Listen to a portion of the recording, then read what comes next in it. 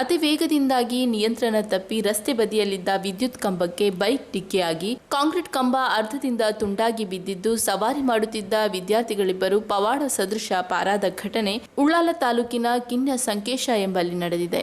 ಅಪಘಾತ ಘಟನೆಯ ದೃಶ್ಯ ಸಿಸಿಟಿವಿಯಲ್ಲಿ ಸೆರೆಯಾಗಿದೆ. ಸೋಮವಾರ ಸಂಜೆ 5 ಗಂಟೆ ಸುಮಾರಿಗೆ ಘಟನೆ ನಡೆದಿದ್ದು, ಬೈಕ್ನಲ್ಲಿದ್ದ ಇಬ್ಬರು ವಿದ್ಯಾರ್ಥಿಗಳನ್ನು ಬಿಜಾಪುರ ಮೂಲದವರು ಎಂದು ಗುರುತಿಸಲಾಗಿದೆ. ಅವರನ್ನು ಖಾಸಗಿ ಆಸ್ಪತ್ರೆಗೆ ದಾಖಲಿಸಲಾಗಿದೆ. ಬೈಕ್ ನೇರವಾಗಿ ಬಂದು ವಿದ್ಯುತ್ ಕಂಬಕ್ಕೆ ಡಿಕ್ಕಿಯಾಗಿದ್ದು, ಇದರ ರಭಸಕ್ಕೆ ಕಂಬ ಕಡ್ಡಿ ಮುರಿದು ಬಿದ್ದಂತೆ ತುಂಡಾಗಿ ಬಿದ್ದಿದೆ. ಡಿಕ್ಕಿಯಾಗುತ್ತಲೇ ಕಂಬ ರಸ್ತೆಗೆ ಬಿದ್ದಿದ್ದು, ಮಧ್ಯದಲ್ಲಿ ವಿದ್ಯುತ್ ತಂತಿಯೂ ಬಿದ್ದಿದೆ. ಕೂಡಲೇ ಜನ ಸೇರಿದರೂ ಕರೆಂಟ್ ಇದೆ ಎಂಬ ಭಯದಲ್ಲಿ ಹತ್ತಿರ ಹೋಗಲಿಲ್ಲ.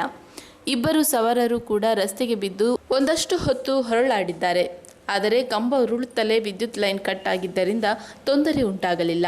ಪೊಲೀಸರು ಕೇಸ್ ದಾಖಲಿಸಿಲ್ಲ. ಬೆಸ್ಕಾಂ ಇಲಾಖೆಯವರು ಕೇಸ್ ಮಾಡಿದ್ದಾರೆ. ಬೈಕ್ ಡಿಕ್ಕಿ ಹೊಡೆದ ರಭಸಕ್ಕೆ ಸವಾರರು ದೂರಕ್ಕೆ ಬಿದ್ದಿದ್ದಾರೆ.